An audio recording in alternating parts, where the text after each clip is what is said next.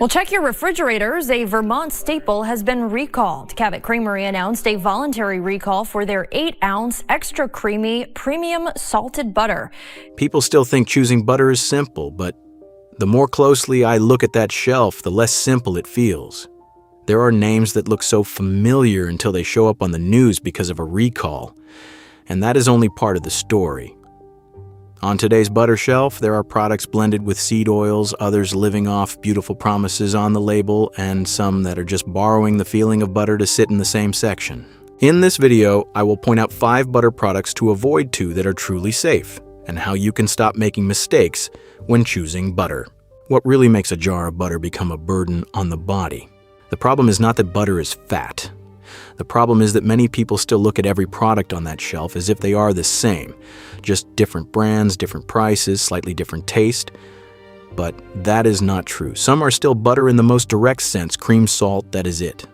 But others have started to change their structure to spread more easily, store longer, or sell more easily. And from that point on, what you are putting into your body is no longer just butter. A jar becomes a burden not because it looks more yellow or more pale. It becomes a burden when what is inside starts drifting away from the very simple core of butter, when manufacturers add seed oils in exchange for convenience, when they sell you a beautiful story about grass, about purity, but the part that should be the clearest is no longer clear, when the label says butter, but what truly defines the product sits somewhere else. That is when the buyer starts paying for a feeling more than for the substance. For younger people, small deviations like that can be easy to ignore. But for a body that is past age 50 or 60, the things repeated every day are what deserve the closest look. A spread on bread a little in the pan, a portion in potatoes or vegetables, it sounds small. But if that thing is no longer butter in the way you believe, then it is no longer a small detail. So I want you to hold on to one simple idea. If you choose the wrong butter, you are not just choosing the wrong spread for your bread. You are choosing a type of fat that your body will carry every single day quietly, repeatedly, until the cost shows up in your waistline, your blood vessels, your liver, and even your energy levels. But if you choose, right butter can still be a food that nourishes the body in a very different way, clearer, cleaner, and more trustworthy. The question is, which names on that shelf are truly worth keeping, and which ones should be left behind starting today? Let us begin with the first brand. Number 1, Cabot Creamery. If you ask me what makes a butter brand lose points the fastest, I would not say bland taste. And it is not high price either. I would say the moment that name shows up in a recall headline. With butter, just hearing about bacteria is enough to make people pause. Not because everyone understands the technical terms, but because butter is such a basic food.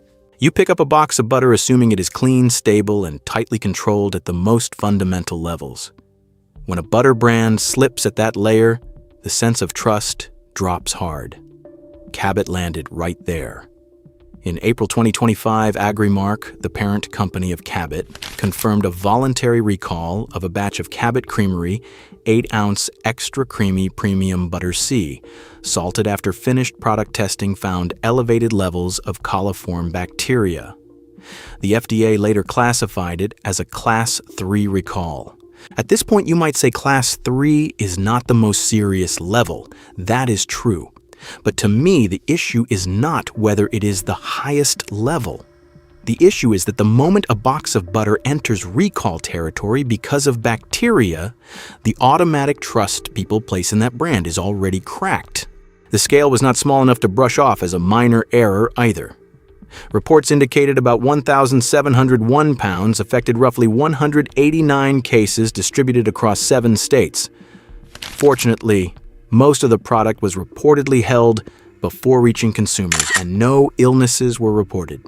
But this is the part worth paying attention to. A recall does not need to cause a medical disaster to change how people think. It only needs to break that automatic sense of safety. And with butter, that is a big shift. This is not something people buy with caution like a complex prepared dish. This is butter, and butter should not make you question whether the production line was clean. That is why Cabot sits at the top of this list for me. This is not a fake butter story. It is not about overloaded additives. It is a different kind of disappointment, very ordinary, but very hard to ignore. A brand that signals farm simplicity and trust, yet forces the buyer to stop at the most basic question. If even a simple product like butter can slip at the level of basic hygiene, how much instinctive trust should you still give it? I am not saying one recall means everything Cabot makes should be permanently written off. But if you ask me whether a brand like this should still sit in the default safe choice spot in your fridge, my answer is no. With butter, simplicity is supposed to make you think less. When a name makes you think more in the exact place you should not have to, that alone is reason enough to move on to another brand. Number 2, Breakstone Spreadable Butter with Canola Oil. I understand why many people like this one. You open the fridge, run a knife across it, and it spreads cleanly onto bread. No waiting for it to soften, no leaving it out on the counter, no frustration from a hard block tearing the loaf. That convenience is exactly what makes Breakstones feel easy to accept. But if you pause for a moment and ask why real butter does not spread that smoothly straight from the fridge, the answer is also where the issue begins. Real butter is not that soft when cold. It takes time. It needs room temperature. A product that is spreadable right out of the fridge usually has to trade something to get that convenience. With Breakstones, they are quite direct about it. On their official page, they call it Spreadable Butter with Canola Oil, describing it as perfectly spreadable and ideal for a variety of foods.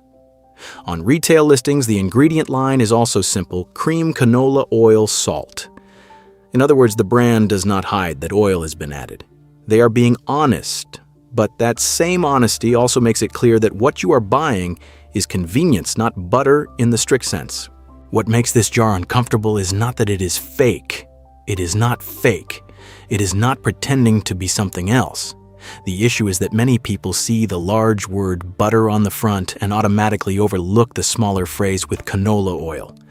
And the moment you overlook that, you miss the most important difference in the product.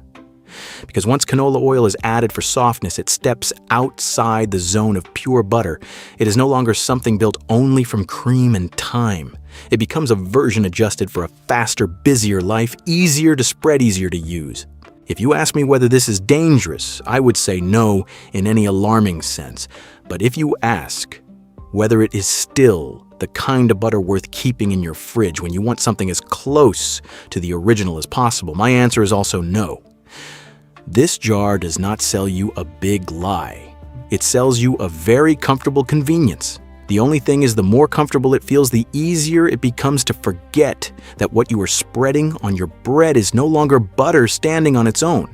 And that is where this list moves into a different kind of issue. Not adding oil for softness, but something that looks very clean, very traditional. Yet the more closely you read it, the more you realize the most important part lies in what it does not say. Number 3, Challenge Butter. Challenge Butter is the kind of brand that makes people hesitate in a very strange way. On the surface, everything looks fairly solid. The packaging gives exactly the traditional feeling people expect. The brand story sounds old enough to create a sense of trust. Even the ingredient line does not look messy. Precisely because it looks so clean and simple, many people will automatically treat it as a safe choice. But for me, this is the kind of package that does not exactly feel wrong. It just does not feel fully reassuring.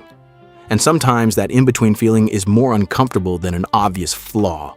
Challenge describes its butter in very direct language.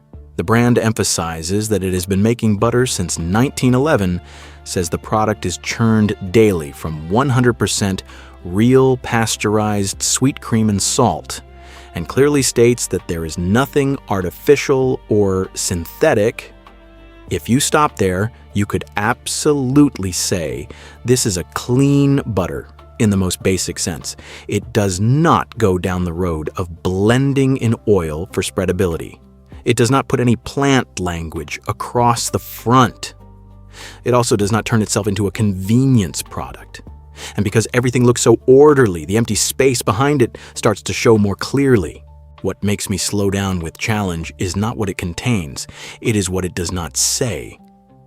At this point, Many butter buyers are no longer stopping at the question of whether it is just cream and salt. They want to know more: what the cows were fed, how they were raised, whether it is grass-fed, whether it is organic, whether it is pasture-raised, at the very least, whether the brand gives them some direction for where to place their trust. With Challenge, the core butter section on the website does not really build that extra layer of transparency. It leaves you standing in front of a clean ingredient list and then asks you to decide whether that is enough. For some people, it may be enough. But for me, that is where the word real starts to sound a little incomplete. I think this is the kind of brand people buy on instinct. You see cream and salt, you see an old name, you see nothing too noisy, and it naturally goes into the cart. But if this video is trying to separate the butter truly worth keeping from the packages that only look fine on the surface, then Challenge is a very clear example of a gray zone. It does not make you step back because of a scandal like Cabot. It does not trade purity for softness like Breakstone's. It stands in a very different place, a butter that is neat and traditional, yet still leaves the buyer to fill in the missing part with personal trust. And that is why I do not place Challenge in the category of do not buy, because it is clearly wrong, but in the category of do not buy if you want a butter that feels clear from beginning to end. Some brands make you hesitate because they add too much. Challenge makes you hesitate because it says too little about what buyers today actually want to know. Once a butter starts forcing you to fill in the gaps with trust, then to me, it is no longer a comfortable choice. Challenge makes people hesitate because it is too quiet. The next brand is different. It speaks loudly, shows up everywhere, and that familiarity is exactly what makes many people forget the moment they stopped buying real butter.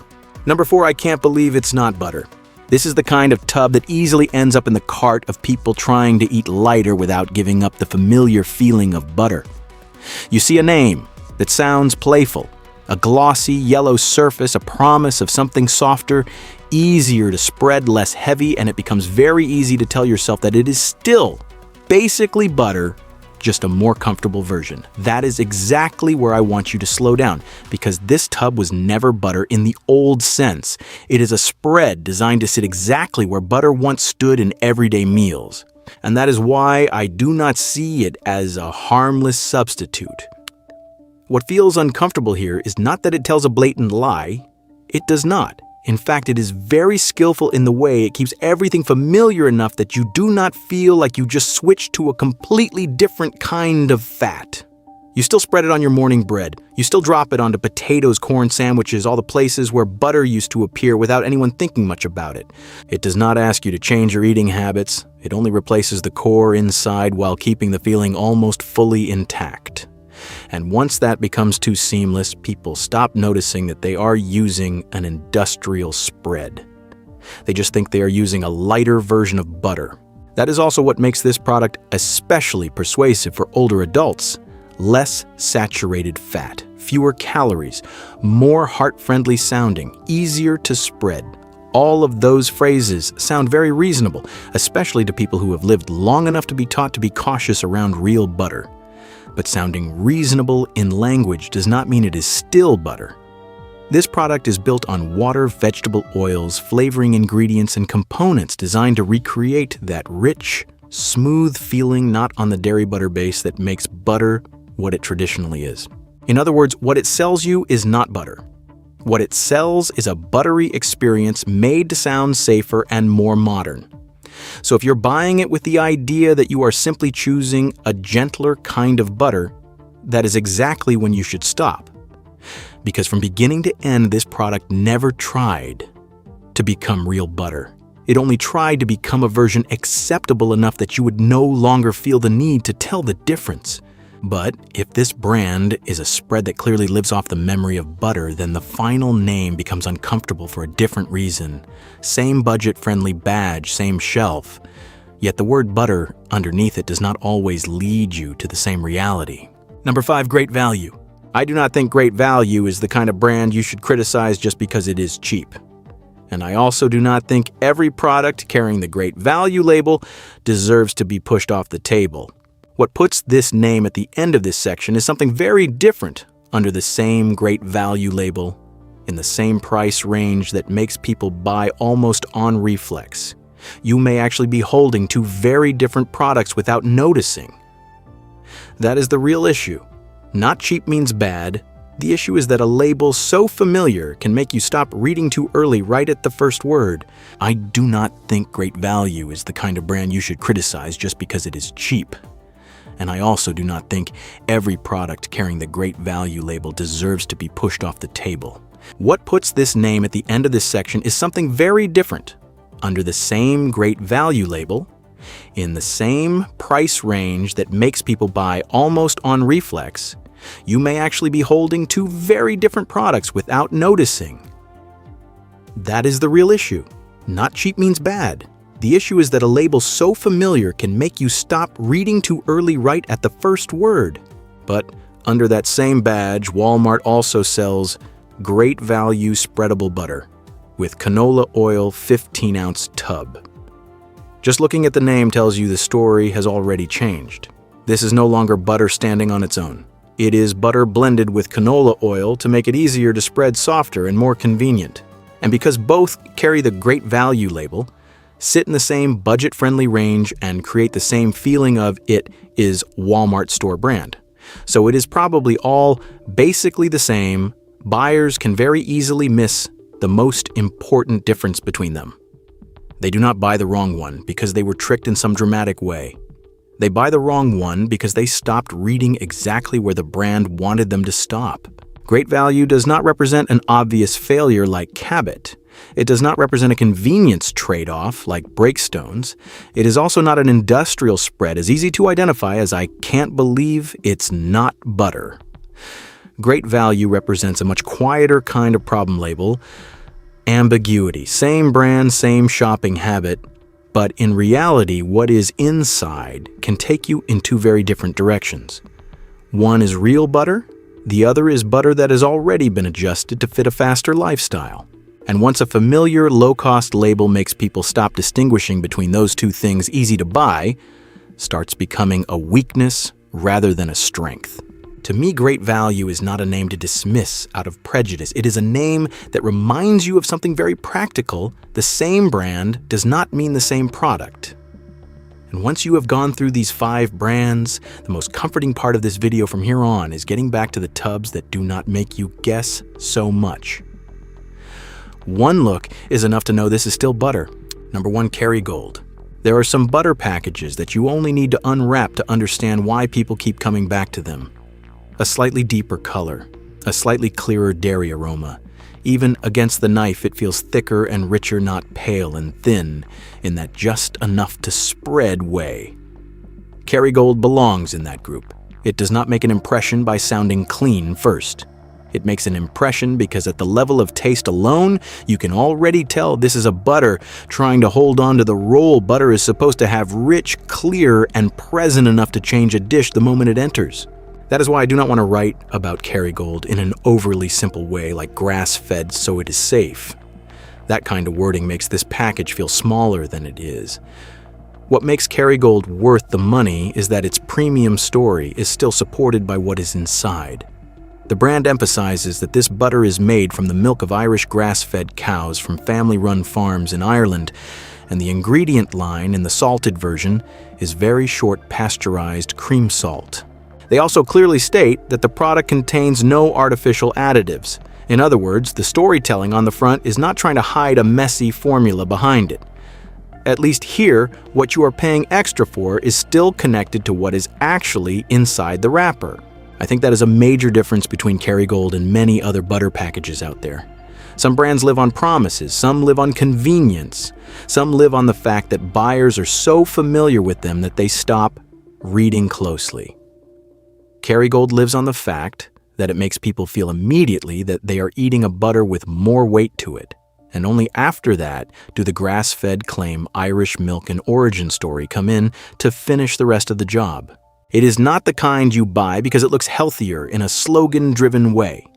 It is the kind you buy when you still want butter to be butter, but you want its richness, depth, and realness to move up another level. Kerrygold works well as the opening of the safe list because it gives a very satisfying feeling. Finally, a brand where the premium layer on the outside does not completely exceed what the product inside can actually carry. Yes, you are still paying for a story, but at least this time that story is standing on a butter clear enough that when you taste it, you do not feel like you just paid extra for the wrapper alone. Number 2, Vital Farms. There are some butter products you keep in the fridge because once in a while you want something that tastes a little better. But there are also some you keep because just looking at them gives you peace of mind. Vital Farms belongs in the second group. It does not feel like something you buy to treat yourself. It feels like something you can use every day without having to keep wondering whether there is anything behind the name that should make you uneasy. That is what makes it very different from Kerrygold. Kerrygold gives you a clear sense of richness, depth, and premium quality. Vital Farms, on the other hand, gives you a calmer kind of trust, less showy, but much better suited to the role of an everyday butter. This brand does not try to make butter feel more luxurious than it needs to be. It tells its story in a way that is easier to check. The butter comes from pasture-raised cows that eat 90% grass and have outdoor access during the warmer months for around 200 days each year.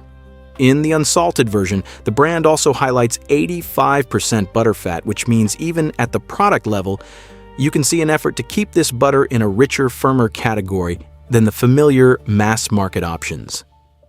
This is not the kind of storytelling that exists only to hang nicely on the label. At least here, that story is still tied to details concrete enough for buyers to understand what exactly they are placing their trust in. What I like about Vital Farms is that it does not force you to choose between good and reassuring. It does not lean too far into indulgence like a butter saved for special occasions. But it also does not slide into something overly functional dry, or so aggressively clean that it stops feeling like butter. It still gives you a butter that is rich yellow and present enough to matter in food. Only the most noticeable feeling is not luxury. It is steadiness. You open the fridge, use it on bread, vegetables, eggs, potatoes, everyday cooking. And what comes with it is not a premium glow. It is the feeling that you are using a butter that knows exactly what it is and where it comes from. After going through 5 names that should stay on the shelf and 2 choices worth keeping in the fridge, the next important thing is no longer just remembering which brands matter. More importantly, you need to know how to read a butter product quickly and correctly, so the next time you stand in front of that shelf, you are no longer guessing based on feeling alone. And that is exactly what I want to talk about in the next section. How to read a butter in under 10 seconds. There is something I think many habitual butter buyers do without realizing it. They spend too long looking at the front, but move too fast over the part that actually decides everything. With butter, you do not need to stand at the shelf for 5 minutes analyzing it like a test. Sometimes, under 10 seconds is enough to know whether it is worth taking home as long as you look in the right place. First, do not let your eyes stop at words that sound nice. Spreadable, plant, grass-fed, farm, pure, made with. These words are not meaningless, but they do not automatically tell you whether the product is still butter in the way you think. What matters first is not the story the brand is telling. What matters is what it calls itself. Butter, spread, butter with canola oil, plant butter. Just a few different words, and the substance inside can already be heading in a completely different direction. Second, move your eyes down to the ingredient line. With butter, this is where things should become easier, not more complicated. A butter that gives you peace of mind usually does not make you decode too much. Cream, maybe salt, that is it. The more layers of explanation it needs, the more you should slow down. It is not that one extra ingredient automatically means you should reject it, but if you're looking for real butter in the strict sense, the moment oil blends, spread logic, or a list of additives appears, you should recognize that you have already stepped outside that original simple zone. Third, look at what the brand is actually selling you. Is it selling cream or is it selling convenience? Is it selling the richness of butter or a promise of lighter, smoother, easier to use? With butter, the trustworthy ones usually do not need to say too much. They do not need to perform to sound convincing. They only need to be clear enough that when you pick them up, you know exactly what you are buying. Finally, remember something very practical. If a butter makes you read it more than once just to figure out whether it is butter or something close to butter, then it is usually no longer a product worth buying on instinct. Good butter is not always the most expensive one, but it is almost always the one that makes you doubt the least. And once you know how to recognize a butter worth buying, the rest is simply using it the right way. If you spread it on bread or eat it as is, choose the cleanest one, the one that needs the least explanation. If you bake with it, try to go for higher butter fat when possible, because it usually gives better richness and stability. And one thing many people forget, even good butter can degrade quickly if stored poorly. Do not keep it too close to the stove direct light or in conditions where the temperature keeps fluctuating. Sometimes what ruins a butter is not the factory, but the kitchen it sits in. Butter has always been one of the most misunderstood foods. It may be the same pat of butter on bread, but some kinds are nourishing your body better while others are quietly adding to the burden over time. That is why I do not want you to treat this video like a list that only leaves you feeling afraid. What I truly want is for you starting today to look at the butter in your refrigerator with a clearer, sharper, and more intentional eye.